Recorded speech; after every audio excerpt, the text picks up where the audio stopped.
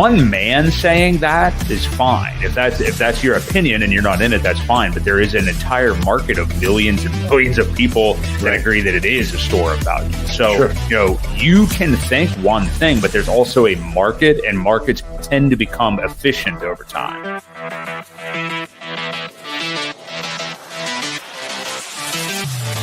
We do know that you will always get paid in Hex on a daily basis. And that is truly the miracle that we call Hex, because it is trustless interest, trustless yield. Nothing will stop that contract from running.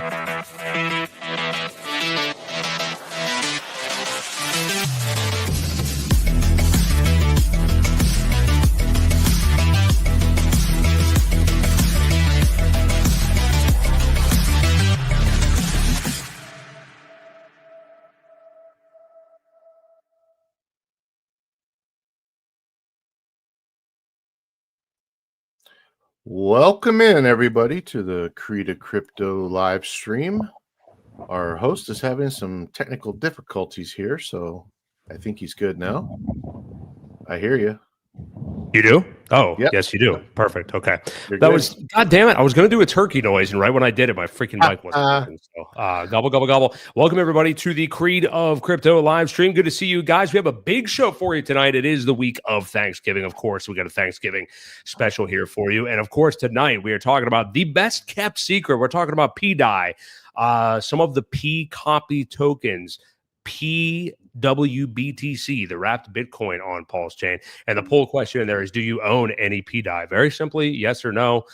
We got a lot of people voting right now. So far, it's about 77-23 in favor of yes. So most people overwhelmingly do own at least some PDAI. But there is a lot to get into as far as that topic goes, and a whole lot more, which we're going to do a very special stream, I think, here for you on this holiday week. So smash the like on your way in to support Real DeFi, help support the channel. We appreciate you guys being here.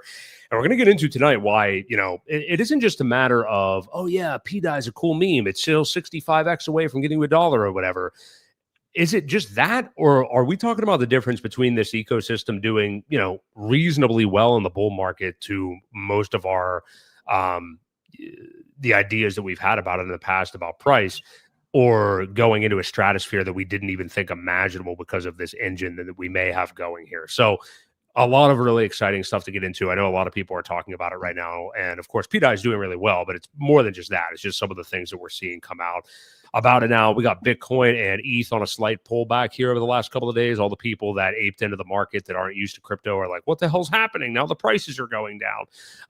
But yeah, that's the way things go. So smash the like on your way in. Bitfinesse, John D, Enoch. Are you Enoch Thompson from Boardwalk Empire? And checks my pulse. Welcome you guys, Sam Horowitz as well. So thank you guys for being here for sure. Ewok, how are you feeling this fine Thanksgiving week in America? Oh man, I'm ready for some turkey.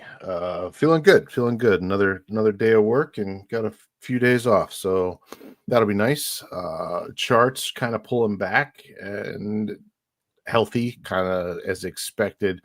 When you start running up like that, crazy, it is good and healthy. We talk about that all the time, that we are getting a little pullback. It's only like 7 or 8%. People are getting liquidated like crazy. So either they've got pretty good leverage or overextended themselves a little bit. But it's interesting to see all the liquidations that happened. $600 and some million worth of liquidations happened just since the other day. So that's pretty crazy. But yeah, doing well, man. Threw me off a little. We're streaming on Tuesday this week. So yeah, true. I didn't even mention that. Yeah. Everybody off a little bit. But yeah, that'll free up the holiday time a little bit more for us, for our families. So yeah, you got to take care of that family. Crypto first, family second. But this week, I guess maybe put family a little bit ahead. But yeah, so that's why I didn't even mention that. But yeah, we are here on a Tuesday, so same time, same channel, likely next week. And we're going to be in a weird challenge at the end of December, because I think Christmas Day hits on a Wednesday. And yeah, it does. And so does New Year's Day. So we'll see how that goes.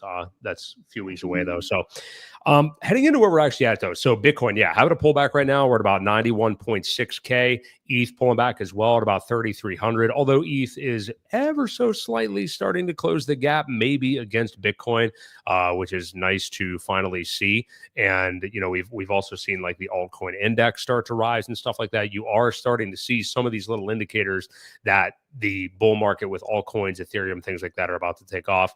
But over the last week, I mean, since we've been here last, we had Axis Live on, of course, last week, but like major pumpage, Bitcoin almost this close to hitting 100K, 90, went over 99 anyway. I mean, virtually has hit 100K. I mean, if you're talking about the number psychologically, but yeah, ETH perking up again, just a bit anyway. So yeah, what do you make of this? I mean, it seems like, hey, we should be due for a pullback here with how hard it has run over the last 3 weeks, really, since the election. But again, so many new participants are coming into this market. People are asking about crypto again, with Bitcoin nearly hitting 100K, the election, all these things. And now it's like, what gives? What's up with this pullback? I thought it was up only now. So what do you make of this pullback here and of otherwise very bullish November?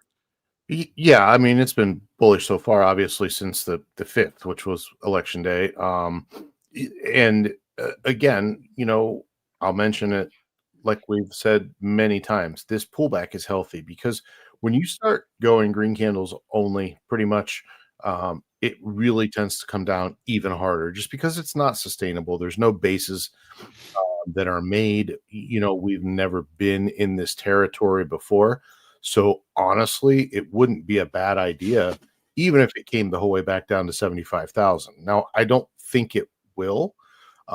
But it could, because there's a whole big gap right in, you know, between, I would say, 91,000 and 75,000 that needs to get a little bit of chop around. And I think that would be healthy. Do I think it'll happen? Well, I'm not sure with as bullish as it's been. Plus, you've got the holiday coming up where, you know, most of the crypto people will go spend some time with their families, knowing that they're the crypto person. They start talking. It just kind of creates a chain reaction, so to speak, you know, where a lot of people may throw a flyer and buy some crypto after the holiday. And that's, you know, usually what happens. And then, you know, Christmas time, it tends to pull back a little the same way. So, yeah, I mean, I think what we're seeing is normal. The ETH ratio, which I had just pulled up here, was on a nice little ripper here. It went 0.032 all the way up to 0.037, just within a week or so, from the 24th to the, or I'm sorry, from the 21st to the 20, what are these? 26th. So 5 days. You know, and it's pulled back now. Again, we're back to 0.035. But again, I think this is probably where we start to see this kind of creep in. I wouldn't be surprised to see Ethereum, you know, catch a little ground here on Bitcoin. It could chop around a little bit, and Ethereum could kind of get bullish. So that's what I'm anticipating on my end. So yeah, I mean, everything looks good. It's looking healthy. It's a healthy pullback, and again, I think we're going to see Ethereum make up a little ground. I would like to see it get back to 0.04 within a week or two anyway. So hopefully we can plan on that. And that's really about the number that ETH was at in relation to Bitcoin right before that huge day. I remember it was like August 4th on a Sunday, when basically all economics throughout the world just took this gigantic dump. And since then, we haven't seen ETH get anywhere near back that ratio again. So, yeah, it is starting to perk up again. We're starting to see the others BTC charts start to come up. There's other like small cap US stock charts that are starting to go up. There's like little indicators happening now, you know, in addition to the narratives that we've seen, obviously, of Trump winning and all these different things. A certain some bald man that is no longer going to be within the SEC here. So there's been so much damn news over the last week that I'm forgetting this stuff. Like Gensler's gone in 60 days, not even. So we'll get to that obviously as well. So many things that you can see. We are getting into a risk on market again, even though, yes, like inflation is still a big deal in the United States. We have a lot of shit like that going on, but people are going to want to start putting their money into these speculative markets again, I think. So, yeah. Yeah. Any final thoughts on that? No, I mean, again, I think the conversations had at Thanksgiving will trigger another little movement here, whether it's Ethereum or Bitcoin or maybe a little bit of both. Or I don't think it's quite alt season yet. We're seeing gains. We'll see small gains. The people like us that are in these ecosystems will talk to family about it. But, the overall general aspect of crypto is still going to see Bitcoin and Ethereum run for a little bit before we get our hardcore pump time. So, yeah. I think you are correct there. Let's take a look at the PulseChain ecosystem, of course, which also has been doing really well over the last couple of weeks. So we do have Pulse up to 4 zeros and a 647 right now. We are dipping a little bit as we get on the air. Tuesday night, remember we used to do this on Tuesday night. We would get the customary dip every single Tuesday. So there you go. It's locked in. PulseX has pulled back a little bit over the last couple of days after it showed really its all-time best strength against Pulse over the last few days, getting its ratio down below. It was at like 1.46 PulseX per pulse or something like that. So it's right below 4 zeros and a 4. Incentive token, quite a pullback as well, 244. It was up over $3 the other day. Hex is at about 2 pennies even, and eHex at 00284 right now. So a healthy pullback after a really nice run up. But yeah, things have looked very bullish over the last couple of days.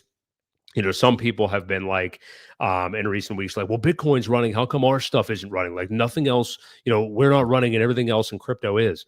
That couldn't be further from the truth. I mean, all you got to do is look up and down some of these tokens that have been around like since the last cycle, even new ones as well. Like I look up and down like the top 50 and I'm looking at like Polygon and Polkadot and some of these coins. And it's like they're mired in, I mean, they may never reach their previous all-time highs, and who knows? I mean, like obviously you could say the same about eHex. We don't know if eHex is going to get to 56 cents this cycle, but you could just say, well, it's a new Hex, whatever. But a lot of these other tokens out there are really struggling, and there hasn't been like an alt season mania in earnest yet. So for the people that have been saying that, oh, it's just PulseChain, I think they're totally wrong. Not only that, but there's so many other things happening with PulseChain, which we're going to get to, obviously, that make it unbelievably unique to all these VC grift chains that are out there. So anyway, what do you make of where we're at on the chart here?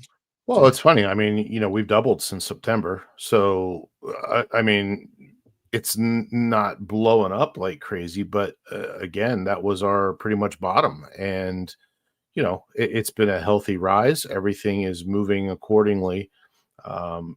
And we know that. We have always talked about it happens with Bitcoin, it happens with Ethereum. And then, as these things slowly play in an upward trend, all the money, people take profits out of those main coins and go into altcoins. And that's when I think we'll see the influx of our crazy runs. Not to mention, once the price of Ethereum goes up, that wallet that may have a couple $1 billion in it could spend some money too. So, obviously that's not a plan. Don't rely on that, but just the general market in itself, that's how it works. It's been a while since we've talked about this topic, but the majority of gains are a very short time of this whole 4-year crypto cycle. Things happen very, very quickly, and it's just a matter of you being in the right place at the right time and putting yourself into a good position to kind of reap those rewards. People that sit around and complain that it hasn't gone anywhere, again, it's doubled in 2 months, or a little over 2 months. That's not bad. Where are you gonna get that kind of return? Now, obviously, you had to buy the bottom, and but I still foresee a lot of good things coming. This is going to be a slower uptick until we get into the heat of next year. I'm thinking, at least until April, we could probably stay on this trajectory before things start to go a little bit more crazy. So, yeah, I mean, looking good. Pulse, they're all looking very similar. When you kind of zoom in on the current trend, they're all trending about the same. I think it's because of obviously the liquidity that's tied. Now, incentive has done more chopping around than anything. Let's look at it this way. Yeah, versus USD. I mean, yeah. So, it's kind of held flat, which isn't a bad thing, especially if it's one of those tokens that people are selling. So, I mean, there's clearly buyers there. It's just not as heavy as you'd like to see. People aren't, purchasing the incentive like they possibly could down the road once they realize how scarce it is. Let's take a look at Hex. Hex is one of the only ones that's a little bit different because it had a little bit more of a run up here. Yeah. So it's on definitely a different trajectory. You had your wave 1, wave 2, wave 3. This one could easily get to, I don't know. I think this third wave could probably get us up around 10 cents. It's possible. Well, clearly something's been going on with Hex that hasn't been going on with the other core tokens over the last couple of months. Right. I mean, by looking at that, yeah. There's different mechanics with Hex too. I mean, there's the lockup feature where, the staking amounts are going up, the holder amounts are going up. It's still growing. So that all plays a part when coins get taken off the market and less of them are available for sale. That's going to happen with PulseX. Specifically those two, there's still a lot of liquidity out there. There's still a lot of tokens floating around by a lot of people that sacrificed. So you can't forget about that. Yes, very true. Let me ask you a question. So one thing I found interesting you were talking about was ink and people buying it. There's a lot of people who I'd say probably the majority have never bought ink outright. They've maybe just been doing the yield farming. Maybe some of them have. I guess there's probably a good percentage that aren't comfortable with doing any kind of liquidity providing, even if it is just the kind of basic PulseX pool or something like that. But I'm curious, like, what your ideas are about buying ink, just kind of as I don't want to say like hedge necessarily, but I guess in a way to the subject we're going to get to here momentarily about, with PDI and stuff like that. And the fact that we may very well have, actually, I think it's a virtual lock that as this bull market heats up and in the next few months and over the course of the next year, we're going to have some unbelievably crazy yield farms on PulseX that may resemble ones that were there early on. If you guys were around in May of 2023, that got pulled pretty quickly, just as a little teaser for what may be there to come. But the fact that those pools could come back, and who knows what we're talking about, stablecoin pools, PRC versus ERC pools, whatever it may be, EHEX, PHEX, I don't know. There is incentive for the incentive token to be much, much higher in price to bring those folks in. So what do you make of the idea of buying it versus just farming it? Because that's something is like and I'm not criticizing anybody, but some smaller time investors or people that may not have, hundreds of thousands of dollars in this or something like that, may not have enough that it even is worth it to do like the PulseX Pulse yield farm. So maybe they do want to just buy ink. So what do you make of the idea of buying ink and what its potential could be? Well, the potential could be, considerable.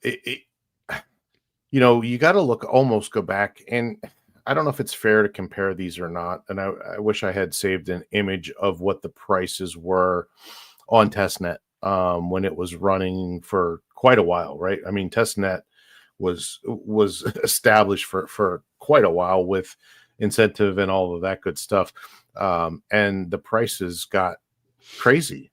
Now, again, it was play money. People weren't doing things. They weren't taking profits and selling and doing, some of the things that you would normally do if it's not monopoly money. But the price of incentive got pretty crazy. So when you figure if these yield farms are going to come about, right? So as the market matures, you're going to want to increase liquidity. People may realize that, okay, well, I've got this token and I got this one for free. Why not go over here and earn some of this stuff? If you can increase the price of incentive, you don't have to really increase the percentage that they're making when they pair up. Now, the only ones that generate incentive are the ones that the chef contract assigns, right? There is a V1 and a V2. V1 is the only one that really earns the incentive. Right. The V2, you can place liquidity, you're just earning fees on that. So, there is the potential to reward people heavily if the price of ink goes up, just by pairing certain pairs. You increase the percentage in hopes that people will add liquidity and take care of, what you can do. And then really all you've got to do as the behind the scenes kind of thing is make sure that the incentive price stays up there. Right. So it can be a very attractive offer for people that don't add liquidity. Yeah, they're going to buy. I mean, I see people buying all the time. They're not huge buys. They're smaller buys. They're people that, again, don't want to take the risk of the impermanent loss. So yeah, they're going to get some of it because they want a piece. So I think that that can be, easily lifted because again, the amount of tokens aren't that many. I mean, the supply is not that large for incentives. So, it's only been out for a little over a year. There's, one per second that gets minted, there's one incentive every second that gets minted. But as time goes on, according to the overall supply, that percentage kind of comes down. So you're going to have a little bit of both. You're going to have people buying, you're going to have people selling. Just remember that the OA doesn't really hold, any bag of this. This has been started organically from the beginning. So, with Cake Token, take a look at that and see how that went up in price. It did rather well. So I think you'll see similar results. I can probably go back and take a look and see what Cake did. And just for reference, Cake. Yeah, because it is, similar. It's the yield token. Sure. Yeah. For that DEX. So yeah. So let's take a look. Because in theory, you just assume that people are going to be dumping it. And it's like, is that actually the case, when these things happen or not? Right. So I wonder how far back Cake goes. If you're sharing, we don't see that screen. No, yet. I know. I didn't share yet. So all right. Sure. Here we go. So wait, here we go.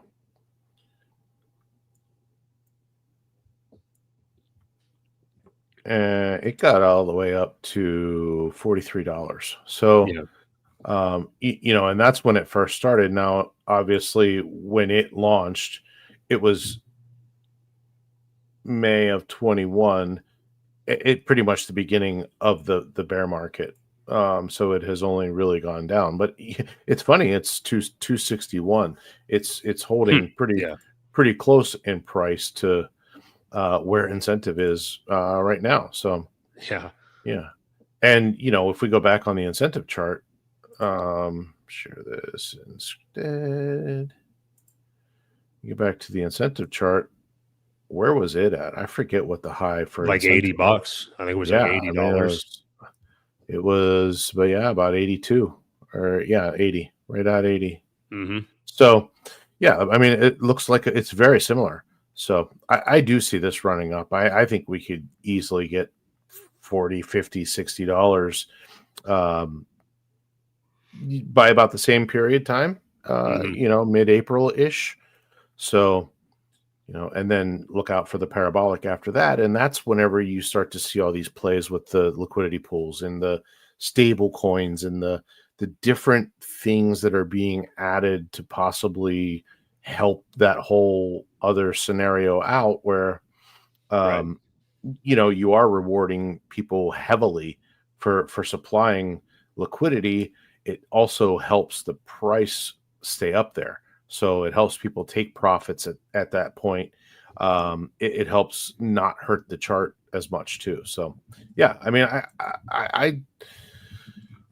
Is it a good thing to buy incentive? Well, I don't know. I mean, you're at $2 now. I said if it goes to even 50, whatever,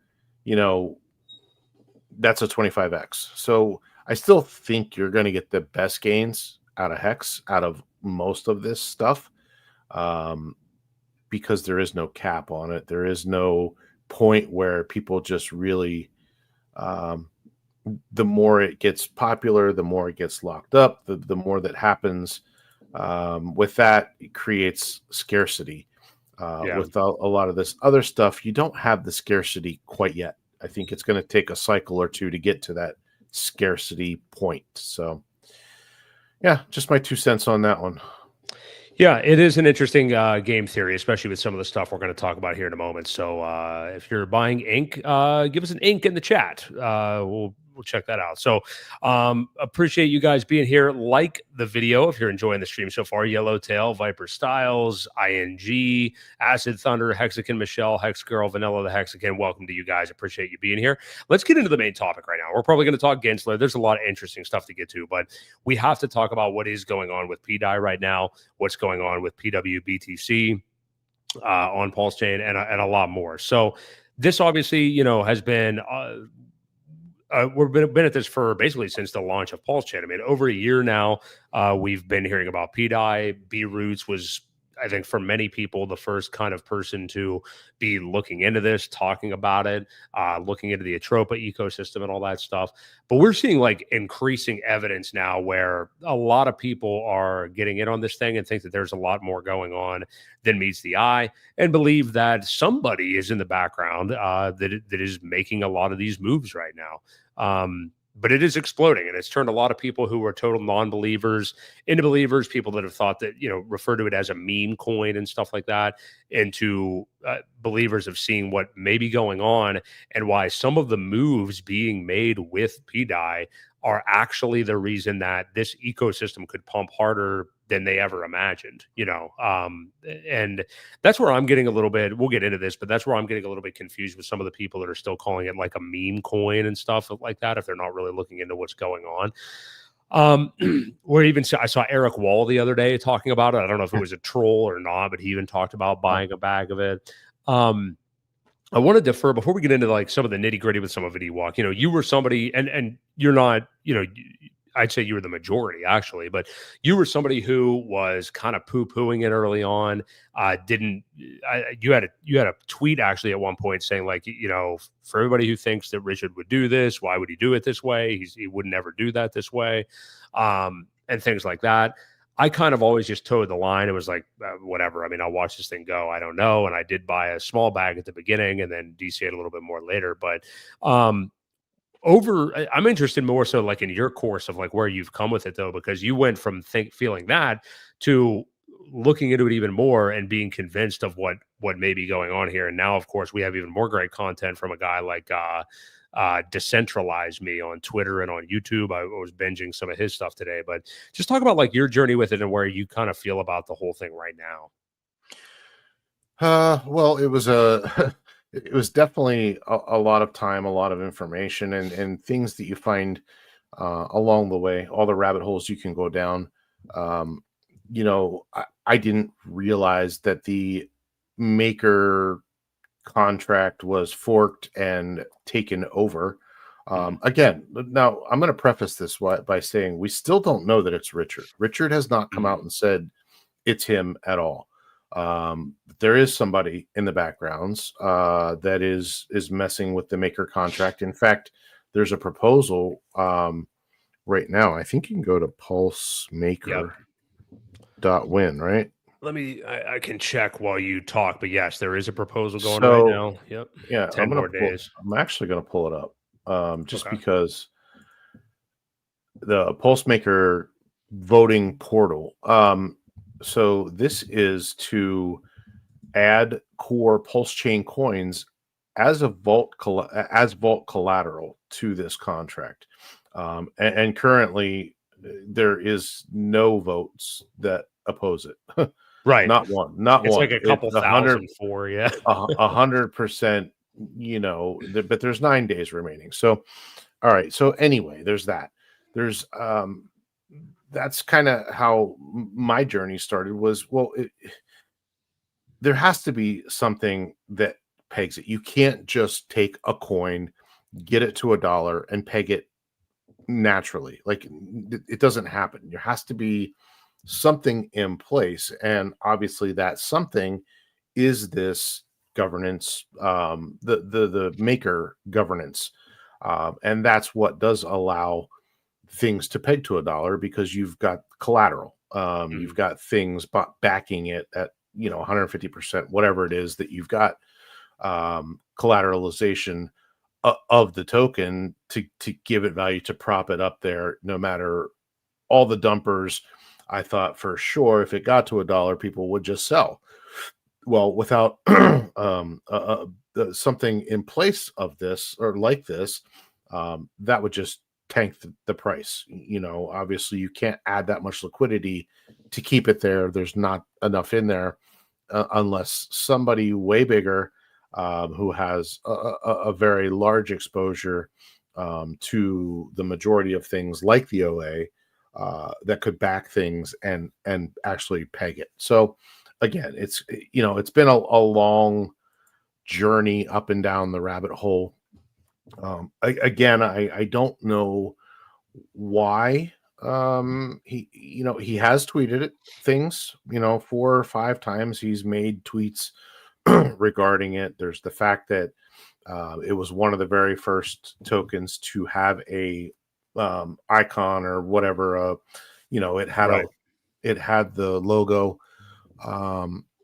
So the more and more you read and see, you start to think, well, if it's going to happen, it's going to happen. I might as well buy it at this price and get a little bit of it as a just in case. Now, again, if it doesn't, it doesn't. I don't have anywhere near what I have in the core stuff, but enough to make a decent difference.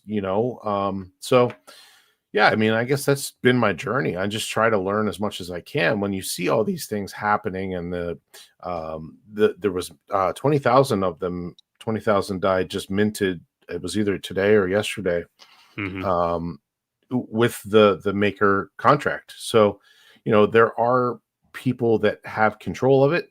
And again, one of the only people that I know that has the ability in the background to have control of it would be the OA team. So yeah, that's where I stand. Again, I'm still a little cautious. I don't like to tell people, hey, you should probably buy this token. But if they do their own research and they come to find out the things that I've seen and the things that I've learned along the way, what is it going to hurt to buy dollars at pennies? Even though we say the same thing about Hex, you could buy, but that's not going to stop, right? I don't think Hex is going to stop at $1. So that's my take on it, is if you're going to buy anything, if you're going to take just a chance, I would take the one that can actually go higher than $1 than to stop at 65x from here, I think it is. Yeah, about right now. Yeah. So yeah, but again, it can't hurt to have those stables standing by. And it's if you want to take a lottery ticket play at it, all for it. It's your money. Well, that's more the point that I think people are missing. So you were just saying, like, I wouldn't necessarily be buying PDI. I would want to buy the regular core tokens over that. To me, that's not even the argument anymore. Like, I actually agree with you at this point. I mean, now that if the goal is $1 and you see it getting to $1, a 65x is substantial, of course, and across investments in life. But I would still take my chances that Pulse and PulseX and Hex and these things are going to do a little bit better than that. But here's the thing. That's not even my point. Like, I don't care about that. People are getting way too caught up in, should I buy the token and stuff? I mean, I understand I made a poll question about that tonight, but this is a much bigger conversation. And that's what Icelander here just said. Assuming it's true, the idea is to rotate PDI to buy the core coins. That's right. From the biggest whales who have PDI and are running that contract. I mean, like, it's not even about should I buy PDI and what's going to happen with PDI. It's that I think people should realize we have, and you laid some of them out, Ewok, like more evidence than ever that whatever is going on with this may be doing something for this ecosystem that would be impossible without this. And that's what I think people, rather than like shitting on it or thinking it's like a B roots shill or a meme coin and stuff like that, it's fine. You don't have to get exposure into it or whatever. That's totally fine. But it may be pumping the bags that you hold so dear harder than you ever could have imagined, is what the point of all this is. This is like, we are potentially talking about, this is why when I saw streams from like Coexist and Steven in the past and some of these guys that have really been within this Atropa and PDI ecosystem and stuff, I could sense that they were on the verge of saying stuff like this. Is it's like the grand plan could look like, you know, PulseChain is a crypto utopia. I mean, you know, you've got this organic stable coin that arises. If you believe that PWBTC gets to where Bitcoin is right now, and if you think Bitcoin is going to go to 200K or 240K this cycle or something, you've still got over 100 X's there. It's pumped, you know, beyond belief over the last few days. But I'm willing to be on a stream right now and say, like, I am pretty bought into this idea at this point, and I believe that whether it's RH or somebody else, there are smart enough people in the background that have some amazing wild ideas. And we're, again, you laid out some of the breadcrumbs and the evidence that we've had. Richard Hart tweeted about the PDI chart multiple times, talked about how far up it had gone at that time. It's up over a 10,000x now. There's something going on. I mean, I'm 100% convinced of it. And I don't understand why anybody's salty or angry about it if they are still at this point. I literally wouldn't even buy PDI right now. That's not even what I'm talking about. I'm more talking about, I've never been this bullish on this ecosystem before until I started to really look into this stuff. I've always been bullish, but I've never, I mean, literally we're talking about a potential crypto utopia land where everything that is the best of everything to do with DeFi lives on PulseChain. Yeah. You know? So. Yeah. Now, so my thought on this rotating into PDI, you know, at what point does it peg? That's why, you know, my theory, and you just said it right now, you're not telling people to buy PDI. I still think the play is to buy the core tokens now, because at what point does PDI get to $1, if it does? And how much in gains have you missed out on, you know, till you get to rotate into the core tokens? Now, the OA rotating into those core tokens, because now they've got there is, I forget, $12 billion worth of DAI out there. I forget what it is, the amount that the OA is supposed to have, but I don't want people to miss out the gains of getting things now at a penny that can go much higher than to wait till it's already at 30, 40, 50 cents, possibly until PDI pegs. Then you're buying in at 30, 40, 50 cents rather than you've missed out on 30x that you could have gotten if you bought now. So, you know, that's where I stand. And that's why I still, you know, I don't want to push it as a narrative to say, well, if you buy it, then you can transfer it into or rotate into the core coins at that point, because you're giving up a lot of gains. You know, so, you know, there is the theory of, I don't know if you put, I forget who said it. Oh yeah, you have it up now. Sorry. Okay, yeah, he's firing off some good ones. Yeah, go ahead. Yeah, the rinse and repeat thing where you can collateralize your maker, mint more, cash out. There's going to be a lot of ways to take profits, hopefully, this cycle that we didn't have last cycle with Hex. There weren't a lot of ways for people to cash out without hurting the chart.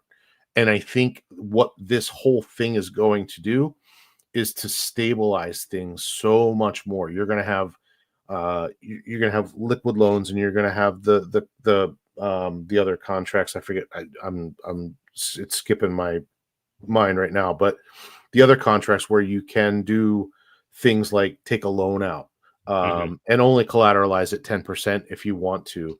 and cash that out and let it liquidate if it does. Again, you're only going 10%, plus you're not hurting the chart, right? Because you didn't sell your pulse for doing that. You took a 10% haircut, which if you tried to sell a huge bag anyway, the slippage could be way more than that. So there's going to be ways, and this is just yet another way for people to take some profits to rotate out without hurting the price of things. And I think it's going to stabilize the whole market. Like you said, create a utopia where, people may not have to leave. You may not have to bridge back out. There's going to be a lot California. Exactly. So it's just one of the things that could definitely help secure the ecosystem, so we don't see the 90%, 99% dips that we saw last cycle. So yeah, it's got a lot of benefits to it. Yeah, it's just such an eye opener right now. And like I said, obviously, shout out to Decentralize Me. I know he doesn't make tons of videos, but he has like a 1.5K subs on YouTube. I think everybody should go check out Decentralize Me on Twitter and YouTube. I mean, he's the man with all this, and it's kind of crazy. Like his YouTube videos, I don't know if you got this vibe, but it almost gave me like fast food restaurant training video vibes. You know what I mean? Like I'm not criticizing it. Like they're very well done. I mean, it's very straight to the point, nearly scripted, very well done, is all I'm saying. I don't know who he is. I don't know if he knows anybody or where he comes from, but his stuff is very educational. And if I were somebody that wanted the inner workings of what may be going on to be out there by a third party to educate people, I don't know that I would pick anybody better than Decentralize Me. So yeah, he's doing a really good job.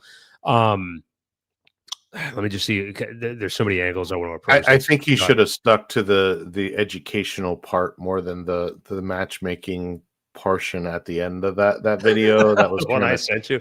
That was kind of cheesy, but it was funny. It was so good. This he also said, did you see this? That RH may not even with this whole thing, RH may not need to use the ETH treasury to pump anything. He could leave it on the bridge and provide PDAI liquidity. You want in bridge, you want out bridge. So yeah. That's another thing. Like how many, and that goes to what we've been saying for a long time, is how long have we been saying that everybody that is, maniacally tracking the that $3,900 ETH buy and the sacrifice funds and stuff like that, $170,000 ETH or 170,000 ETH, that may not be all the capital that's available to the ecosystem. And I think that's just the start of it. Not only that, but like some people were even talking about the idea that buy at 3,900 followed up by some tweets that we also saw from RH around that time may have been purposeful about like buying tops and things like that. There's been a lot of clues, and I know some people are like, you're a dumbass, you're reading into too much and things like that.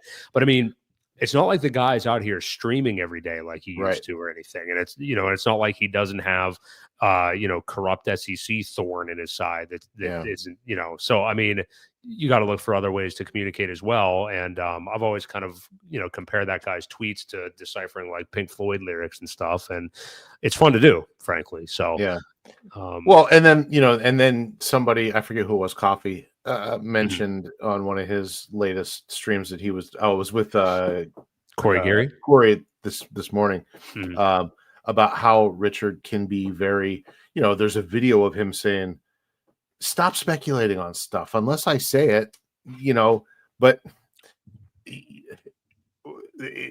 it's just so confusing, I guess, but some of these things you don't want to say, you can't say what you're doing, because again, he's got that thorn in his side, where if he did tell people what was really up, that could be considered manipulation, right? So he's in a tough spot at this point. I think when he said that back then, he was still streaming. There was no case going on.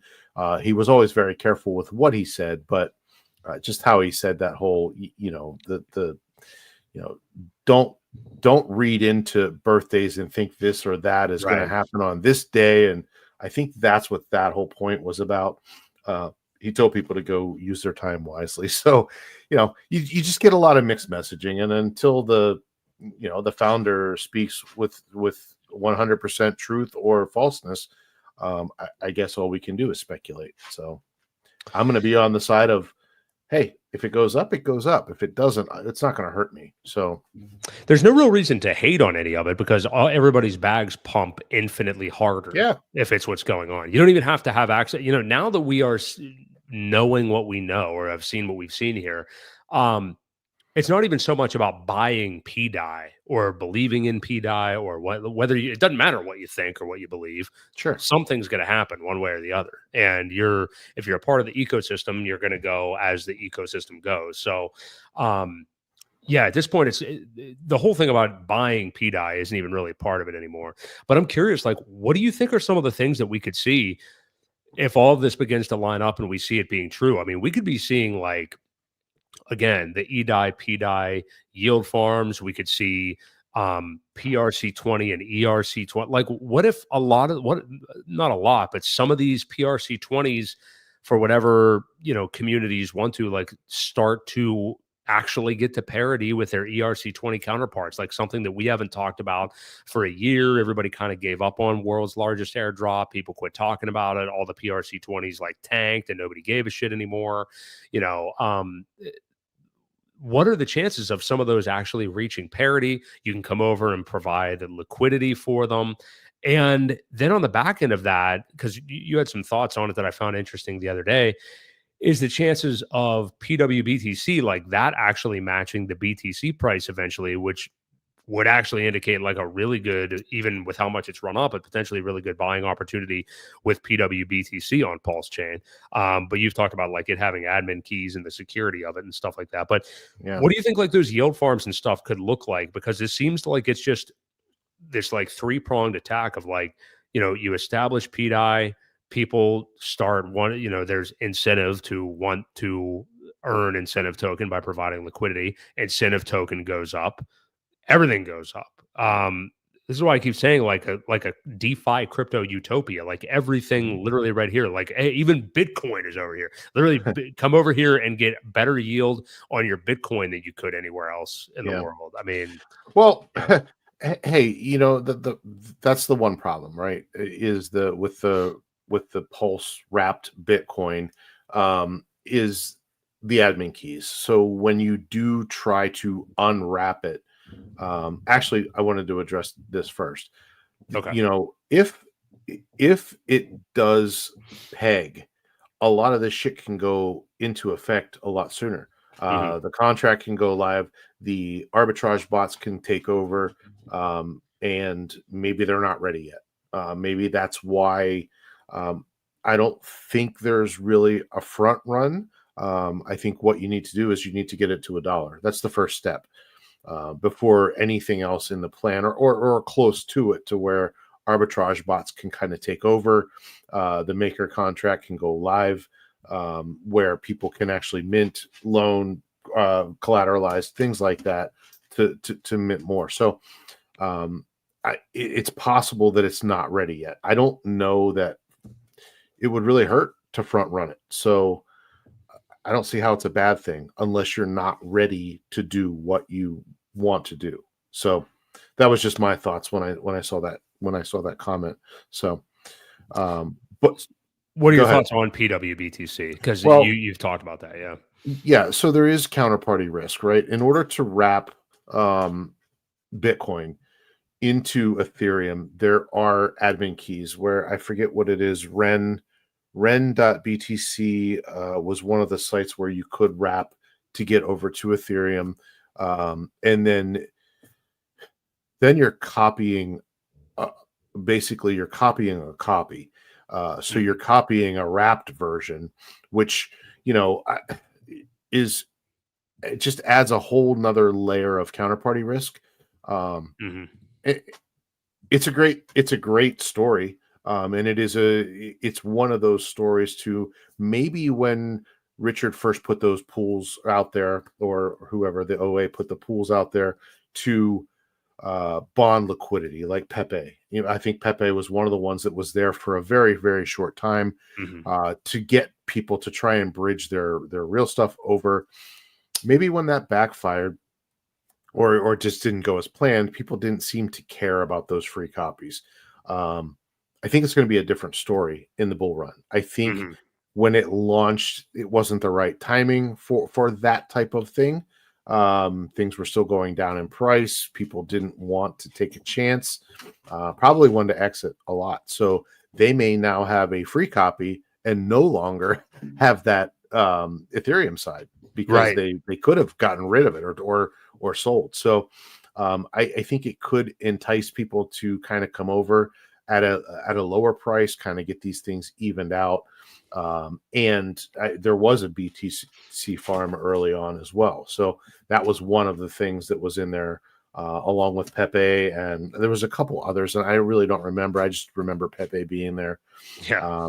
I think it was kind of an experiment or here's what could happen later down the road type of thing. So, I just caution you to not think that you're going to be able to take your Pulse wrapped Bitcoin, bridge it over into Ethereum, and then unwrap it on the BTC on the main, obviously on that chain. So I just want people to understand that they have to. There's too many contracts involved to do that. So you would just end up with I don't even know how you would do it. What it would actually be. EWPBTC would be it'd be a weird wrapped version of a wrapped version of a wrapped version. So you're almost wrapping it 3 times to get it. So just keep in mind you're not going to be able to cash it in for real BTC if you want to do that. Now you could sell the value, bridge that value over, and then buy it if you wanted to. But again, there is counterparty risk when it comes to wrapping and unwrapping Bitcoin. So just keep that in mind. But it's a good story, man. These are all great stories, right? It's Richard knows how to market. He knows how to get people's attention. He knows how, he's been talking about having things up his sleeve for a long time.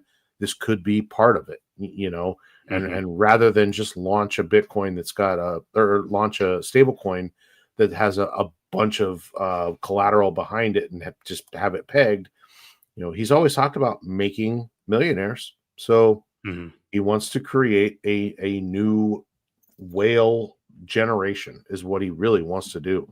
And I think that's how he gets his glory, by creating a ton of people that are very, very wealthy so that they can do good with their money. So, yeah. To that point, something that I think Decentralized Me has been saying, how many times has RH gone on and on and on about not only, wanting the glory and wanting to create this kind of blockchain and things like that, but also help to enrich folks who have the same values that he does, and if you've got all these people, I mean, clearly, if you bought Hex back in the day, if you bought PulseChain and PulseX and stuff and have been here since the launch and are diamond handing it still, you're not going anywhere. You know what I mean? Like, you obviously believe in these principles. It's more than just, obviously you want the gains, but it's also the principles and the values. And you wouldn't go through this kind of shit if not for that. Like, he purposefully wants people to be shaken out to be able to take up the winners with him at the end, and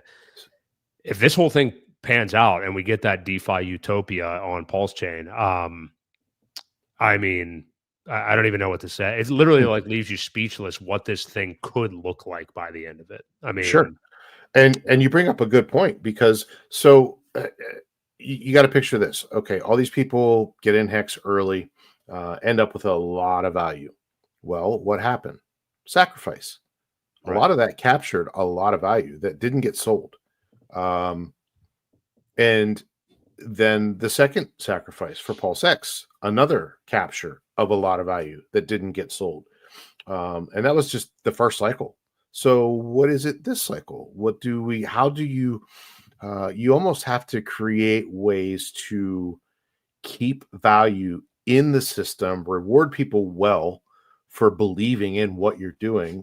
And I think that is a exemplary of what he's done.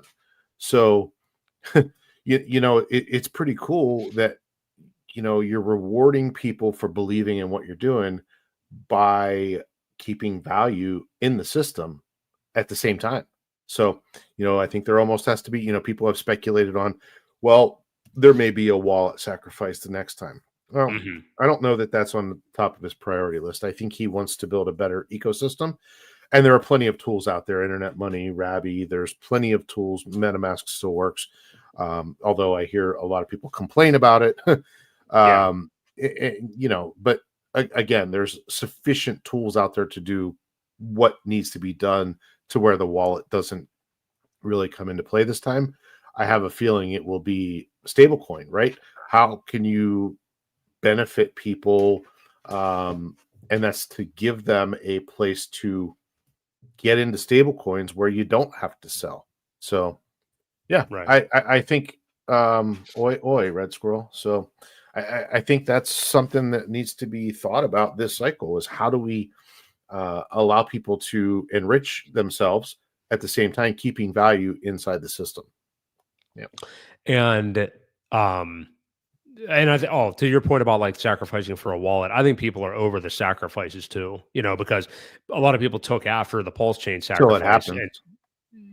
And did their own sacrifices, like for, liquid loans, and everybody's like very upset about different sacrifices and things like that. So, I mean, those people generated a lot of money and then they didn't see any return. They expected something. And then that's problem with the sacrifice, where when you expect something in return, and you don't get anything and the price is shit for it, well, you get a bunch of upset people. But plus, they probably sent in too much. I mean, that was a problem you and I never had, because we never felt like we sent in too much for any sacrifices, So, well, yeah, sure. Yeah. And, here's the thing, because people talk about like, well, by the time PDI gets to $1, like it's all over or whatever, there will still be people when this pans out buying PDI, as in getting the dollars of it to do the yield farms. I think that the yield farms will be so insane by that point. And as far as like the APY they could be paying, how high the ink price is at that time, there will still be people wanting to get PDI at that price. So even at 85 cents, once it gets to, if it happens to get to 85, 90 cents, there are people that have a lot of money that will take 10 cents on every dollar. Happily. They'll do it over and over and over again. So, right. Yeah. I mean, at 1 cent, it's probably risky for a multi-millionaire to go in and buy some. But at 90 cents, I think it's probably in their best interest. They'll take a free 10 cents on the dollar every day of the week. Right. I do have one final thing on this point, because we were talking about the PWBTC, and you made great points about like, the counterparty risk, and if you would bridge any of that back over to Ethereum, what you could be encountering. However, that doesn't really stop people, obviously, from buying and speculating on the price of it while it's on PulseChain, and you can still sell the token eventually on PulseChain, because if you're, PDI has been a speculative stable coin. Now the gains are the whole way down to, you're 65x away to $1. But with PWBTC, we don't know where Bitcoin is going this cycle. There are many, Richard Hart included, kind of, that sound like they think it could go into the $240,000 range. And if you believe that, now PWBTC's run up quite a bit in the last couple of weeks. And luckily I had those bags packed already too. But you're still 150x away from that price at this moment if Bitcoin would get to 250K this cycle. So there's still room to go there. You don't know where it's going to go. Obviously, it's highly speculative, but if you could see it get to where the BTC price is, there's still double the opportunity potentially with PWBTC than there is with PDI right now.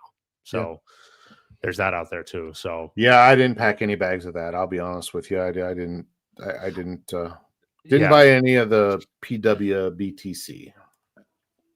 I don't think many did. I think it was probably more of an afterthought. I grabbed some at $80 and then a little bit more, I think, at $290 here right before it took off recently. So we'll see. I mean, even honestly, even if people are still aping in right now, I mean, I'm not going to tell anybody what to do, but I still think that could be a very good opportunity as well. But at this point, again, you just have to make that argument with yourself, because eventually it's like, okay, if these vehicles are, I think, going to be used to pump the core ecosystem, do I think that those tokens still have enough room up that they would surpass where the core tokens are going to go. And in PDI's case, I'm not really willing to take that risk any longer. I mean, I don't really think that it could outdo what the rest of the ecosystem is going to do at this point. So, sure. Yeah. But Good man, stuff. I mean, you can get lost in this stuff really easy, and it just there's more out there now than there ever has been. But either way, it's a super bullish time. So, yeah, and look at it. Revisiting the poll again, it looks like 65% of the folks do at least own some PDI that have voted on the poll tonight. That's 106 votes, so pretty much everybody watching or a little bit more. If you guys are enjoying the stream, do us a favor, hit the like. We got 116 here right now at about 50 likes, so do us a favor for Thanksgiving, for Real DeFi, for PDI, for the PulseChain crypto DeFi utopia. I'm going to copyright that. Like the video. We appreciate you guys being here. We probably got to talk about Gary Gensler, not to come down on a real negative note, but I mean, it is a positive note because he's gone. Sure. Yeah, I was going to say, not very negative. Yeah, so he announces officially last week. I mean, we figured there was like a 90% chance because there was already a leaked document where he sounded like he was giving his goodbyes or whatever. But yeah, he announces, I guess it would actually be Trump's inauguration day, January 20th of 2025, that he will be officially stepping down. And it was really funny because he did a post and then said it was going to be a thread, and then it ended up being 2 tweets where he basically just says nothing. So I think the guy probably wants to hightail it out of there as fast as humanly possible because he knows some things that could be coming. The SEC is being sued by like 18 different states because of their shenanigans with crypto and stuff over the last few years. So yeah, he's gone. And we've talked before that this is kind of a typical thing whenever administrations do change in the White House. But how big is this?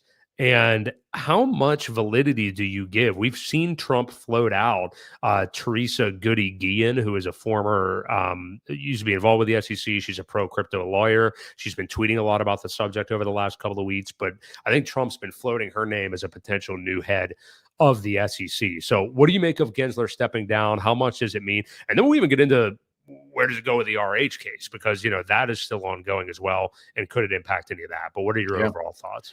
Well, overall thoughts are it couldn't be more bullish. I don't know if you saw this comment earlier, and I didn't hear this until he just mentioned it, but the courts ruled in favor of Tornado Cash.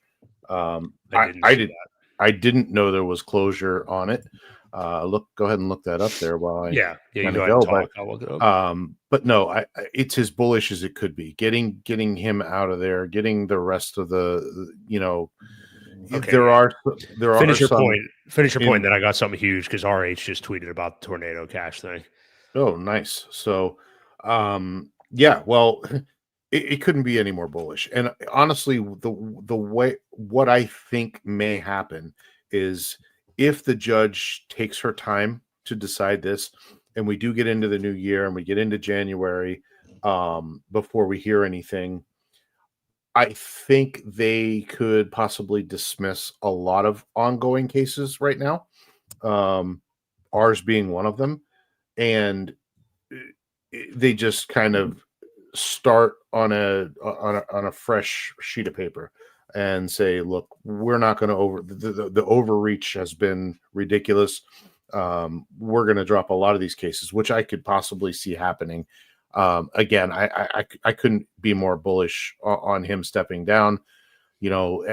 When he first made that statement, it's been great serving and all this other nonsense. Everybody's like, well, he's gone.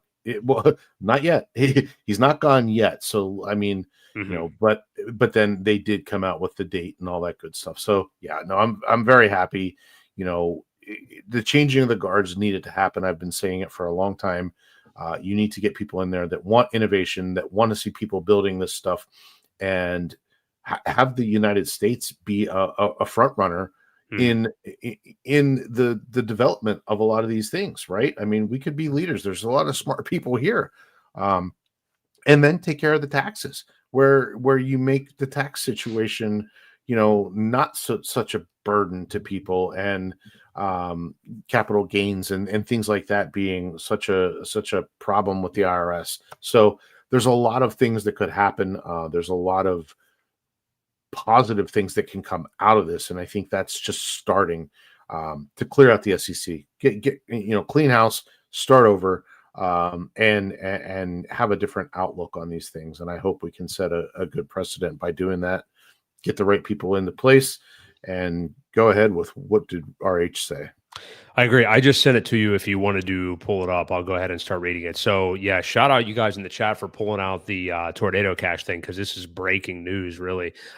Richard said Circuit Judges Jones, Willett, and Engelhardt of the United States Court of Appeals for the Fifth Circuit have struck down the administrative state sanction of Tornado Cash. Contrary to the department's arguments, the immutable smart contracts are not services. So even when we consider OFAC's regulatory definitions, the immutable smart contracts are not property because they are not ownable, not contracts, and not services. We decline the department's invitation to judicial lawmaking, revising Congress's handiwork under the guise of interpreting it. Legislating is Congress's job, and Congress is alone. Accordingly, we reverse and remand the district court with instructions to grant Van Loon's partial motion for summary judgment based on the Administrative Procedure Act. So there you go. And then there's actually more snippets from the actual document and a link to the entire document. So, I mean, this is the first time reading this. So what do you make of that? I'm trying to see other news on it here as well. But the first thing you unpack from that is the whole you can't sue software. Right. Exactly. You know, and I think that is huge, right? Again, you can't sue the sidewalk. You can't, there's a lot of things you can't do. Right. Now, I wonder, is the developer still in jail? And, you know, I don't know if he's still being held or if this will just, you know, technically get him out and be released. That would be the next thing that I would want to look into. But yeah, I mean, this is as straightforward as it is. You know, you can't sanction protocol. So exactly, it's free. It's out there. There's nothing you can do. Now, I do wonder what will happen because Coinbase and I know a lot of other exchanges had blacklisted people that were using it. So what happens there? Do those blacklists get lifted? We'll have to see how this all plays out. I mean, obviously, this is early in the story because this is just filed today. I don't know what time this came out, but literally within an hour, I think. Yeah. Just so looking over Twitter here. Yeah. Yeah. I mean, the dominoes are falling in our favor, as good as they can be. This is just another feather in the cap here toward the free and fair markets of software. Again, can't sue software. So, yeah. This is huge. Yeah, this can't be understated. And thank you guys in the chat for shouting it out. There's a lot of people tweeting about it right now. And as far as I guess his name's Roman, the creator, getting out of jail, it looks like it is a different topic. So that's other things to be worked out. But as far as this right now, right off the top, it talks about smart contracts and they're not services. I mean, that is 100% relevant to the Richard Hart case with the SEC. So for Tornado Cash, which has been demonized as, you know, the big bad out of all these different smart contracts and stuff like that because of being a mixer and stuff, that's a huge hurdle to get over, you know. For privacy alone. I mean, it's just one of those things that people can now have privacy when they want to send transactions. And, you know, Richard was always very a big proponent of that too.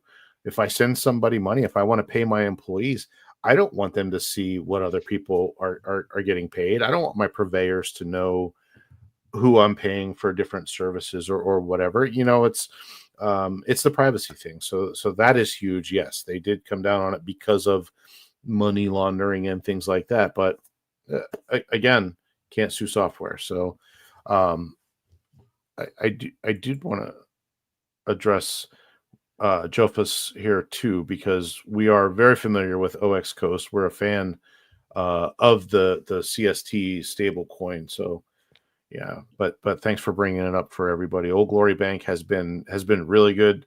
I've used it many times, and transactions are in and out there with minutes, within minutes. I haven't had any issues in or out.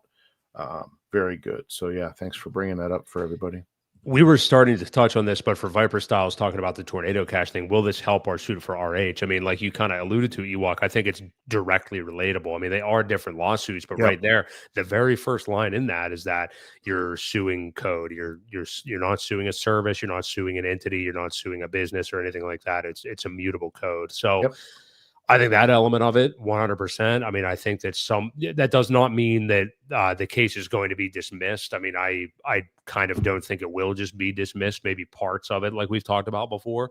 But that doesn't mean that Richard doesn't ultimately win the lawsuit. I mean, we both have vehemently thought that that's what's going to happen pretty much all along. So, yeah, well, I mean, what's left, the judge will see this. Yeah. What's left, right? We've already thrown out the whole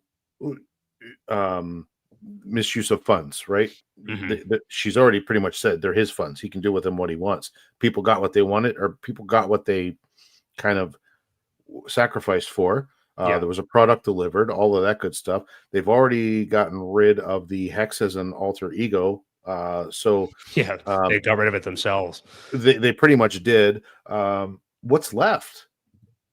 I mean, do we even need jurisdiction at this point? Because right here, you've already got some of the, most of the issues. Yeah, the judge can totally look into this and use it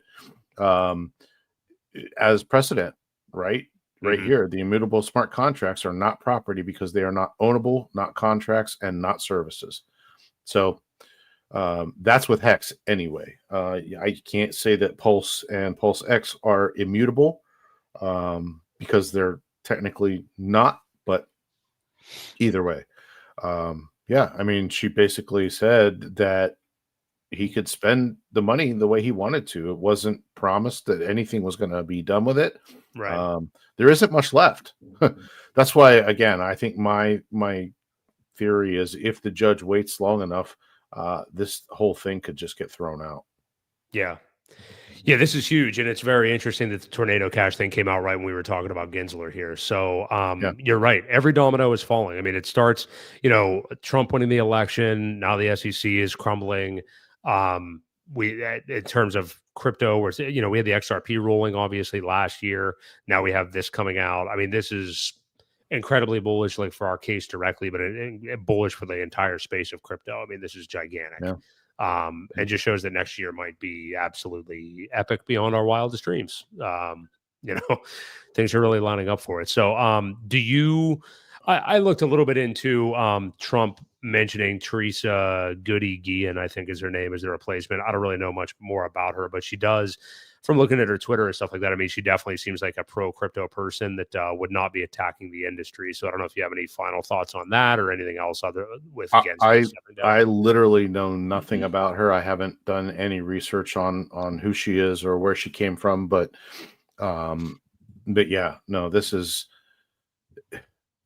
anybody is better than what we've got now. You know what I mean? So you could put a clown in there and it would be way better. So that's what we've already got. But I will miss the Gensler clown picks. I will miss the memes. I will miss the memes. He's very memeable and easy to pick on. But I won't miss the nonsense at all. The court hearings where he's only talking in circles and not answering questions and things like that. So but, we're basically going from an administration that attacked crypto at every single turn, trying to push it elsewhere, to one that at the very least is leaving it alone, if not actively promoting it.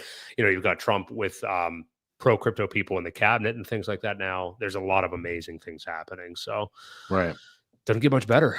The only thing that I would regret is if it does just get thrown out.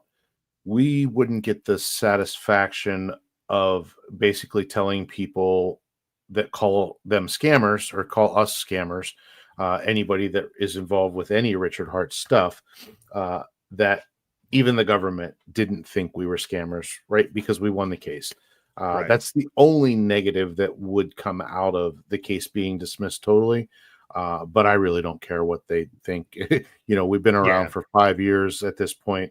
If they think we're scamming, it's probably one of the longest term scams. I mean, I don't know. I think Enron went for quite a while, but come on, most scams are over within a year and a half tops.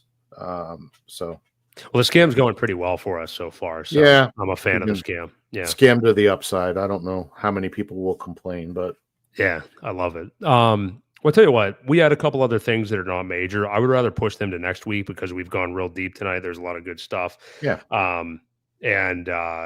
Just I at this moment right now, I've never felt more bullish about this ecosystem and what we could see as we get into 2025 here. And, it's why still, I mean, even though we've seen this pumpage, there's still room at these prices to throw, any bit of fiat, if you're so inclined that you want to, into whatever you want, because that's what I'm going to be doing. I'm going to be buying these tokens at any moment that I possibly can. So, Is there a point you stop?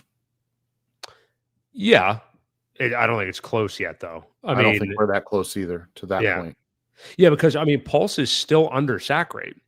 As long as any of these, as long as Pulse and or Pulse X are under sack rate, I am definitely going to be buying them. And I mean, with this stuff with PDI now and what this narrative is starting to look like, and how I personally, anyway, think that there's a lot of validity to it, I may have just upped where I would be buying some of these tokens up to. I mean, you don't want to get trapped, obviously. And the good thing about our viewers here right now is I would guess that the overwhelming majority of them right now, this isn't going to be the story a year from now, probably. But you guys already round tripped. You've suffered in a bear market. You've bought the top. It hurts bad. You've made the mistakes and stuff like that. So you're likely not going to do that again, and if you do, it'll be by choice. You'll be able to say, I want to leave some of this on top for next time around. I don't want to scale 100% out of the market, whatever, and in this little DeFi utopia that we may have, you may never have to leave, like Hotel California. You can sit there and, yield farm on your stables, yield farm on whatever you want. I mean, I'm buying all day. Hex Girl is too. So Yep. And I'm staked for 15 years. I'm not going anywhere. Like, I'm definitely not getting out 100%. There is no way to do that without taking some severe penalties. So, I'm here for long term, and I hope many of you guys are too. Once this ecosystem gets built and built out properly, man, we're all future millionaires in my eyes. So, stick with it. DCA. Have conviction and belief, and it will pay out for us. Yep, I 100% agree. So appreciate all you guys tonight. I would love to shout out every single person in the chat, but there's been too many tonight. Hex Girl, Destroyer, Viper Styles, Mr. Chinks, Vanilla the Hexagon, Joffus, NJ Dub, Ash.